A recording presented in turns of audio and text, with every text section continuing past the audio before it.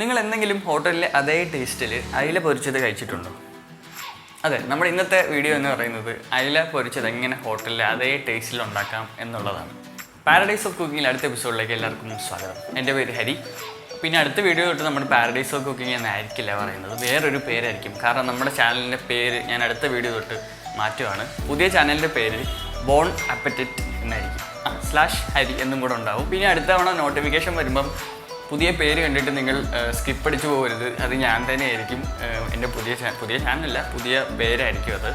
അപ്പോൾ നമ്മൾ ഈ പുതിയ പേരിനോടൊപ്പം ഉദ്ദേശിക്കുന്നത് രണ്ട് കാര്യങ്ങളും കൂടെ ഞാൻ ചാനലിൽ ഇൻട്രൊഡ്യൂസ് ചെയ്യുവാണ്. നമ്മളിപ്പം മെയിൻലി കുക്കിംഗ് വീഡിയോസാണ് ചെയ്യുന്നത്.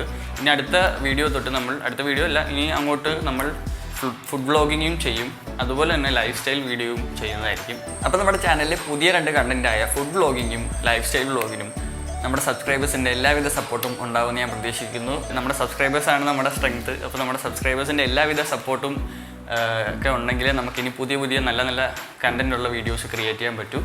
അപ്പോൾ നിങ്ങളുടെ എല്ലാവിധ സപ്പോർട്ടും കാണുമെന്ന് പ്രതീക്ഷിക്കുന്നു. അപ്പം അധികം ലാഗ് അടിപ്പിക്കുന്നില്ല, നേരെ വീഡിയോയിലേക്ക് പോവാം.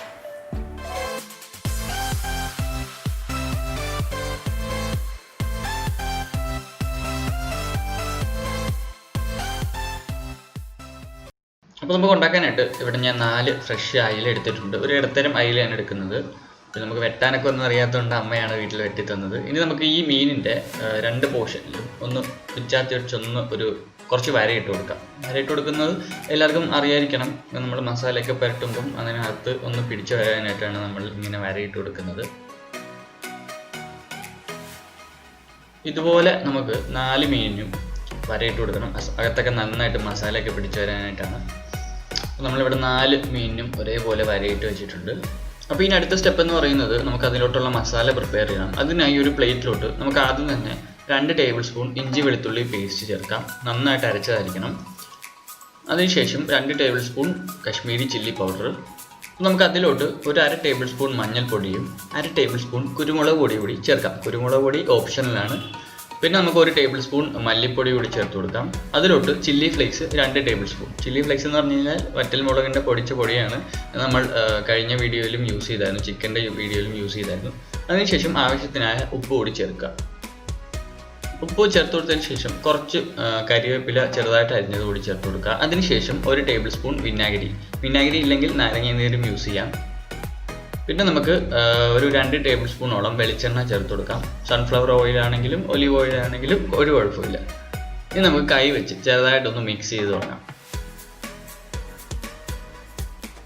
അപ്പോൾ ഇതുപോലെ ഒട്ടിപ്പിടിച്ചിരിക്കുമ്പോൾ നിങ്ങൾ കുറച്ച് വെള്ളം ചേർത്ത് കൊടുക്കുക. ഇനി നമുക്ക് വെള്ളം ചേർത്തെടുത്തതിന് ശേഷം നന്നായിട്ട് കൈ വെച്ച് മിക്സ് ചെയ്യാം.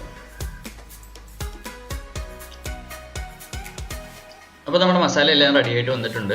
ഇനി നമുക്ക് ഈ അയിലയിലോട്ട് ഈ മസാല നമുക്കൊന്ന് നന്നായിട്ട് സ്റ്റഫ് ചെയ്ത് വയ്ക്കാം. മസാല ഇങ്ങനെ ഒന്ന് അകത്തോട്ട് സ്റ്റഫ് ചെയ്ത് വെക്കുമ്പോൾ നിങ്ങളൊരു കാര്യം പ്രത്യേകം ശ്രദ്ധിക്കണം. നമ്മൾ ഈ വരയിട്ട പോർഷനിലും ആ തലയുടെ അടിയിലൊക്കെ നമുക്ക് നന്നായിട്ട് മസാല ഒന്ന് തേച്ച് പിടിപ്പിക്കണം. എന്നാലേ ഒരു ഫ്ലേവർ നമുക്ക് ആ ഒരു ടേസ്റ്റും ക്രിസ്പിനെസ്സും ഒക്കെ കിട്ടത്തുള്ളൂ. അപ്പോൾ ഞാനിവിടെ എല്ലാ അയിലയിലോട്ടും മസാല സ്റ്റഫ് ചെയ്ത് വെച്ചിട്ടുണ്ട്. ഇനി നമുക്ക് മിനിമം ഒരു 20 മിനിറ്റെങ്കിലും മാറ്റി വയ്ക്കാം. ഫ്രിഡ്ജിൽ വെക്കണമെന്ന് നിർബന്ധമില്ല, റൂം ടെമ്പറേച്ചറിൽ വെച്ചാലും മതി. 20 മിനിറ്റിന് ശേഷം നമുക്കൊരു തവയിലേക്ക് കുറച്ച് എണ്ണ ഒഴിച്ചു കൊടുക്കാം. എണ്ണ ഒന്ന് ചൂടായി വരുമ്പോഴത്തേക്കും നമുക്ക് കുറച്ച് കരിവേപ്പില ചേർത്ത് കൊടുക്കാം.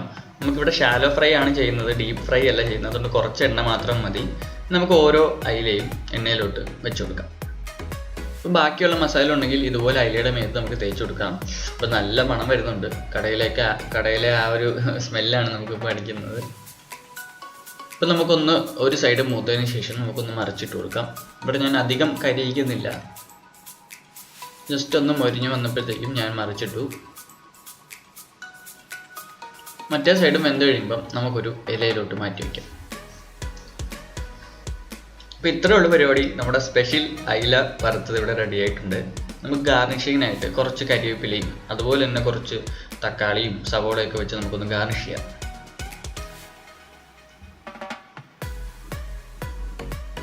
അപ്പോൾ ഇനി നിങ്ങൾ വീട്ടിൽ അയില മേടിക്കുമ്പോൾ ഇതുപോലെ ട്രൈ ചെയ്ത് നോക്കൂ. കിടിലൻ ടേസ്റ്റ് ആയിരിക്കും. ഇനി നമുക്ക് എന്തായാലും ഒന്ന് നോക്കാം എങ്ങനെ ആ ഒരു പരിവൊക്കെ ഇരിപ്പുണ്ടെന്ന് നോക്കാം. അയില നമുക്കൊന്ന് ചെറിയൊരു പീസ് എടുത്ത് നോക്കാം. ആഹാ, ഒന്നും പറയാനില്ല, അടിപൊളി. കറക്റ്റ് നമ്മൾ പുറത്തുനിന്ന് മേടിക്കുമ്പോൾ ഉള്ളൊരു പരുവത്തിൽ തന്നെയാണ് നമുക്കിവിടെ കിട്ടിയിരിക്കുന്നത്. പിന്നെ നിങ്ങളിനി വീട്ടിൽ എന്തെങ്കിലും അയില മേടിക്കുമ്പോൾ ഇതുപോലെ ഒന്ന് ട്രൈ ചെയ്ത് നോക്കുക.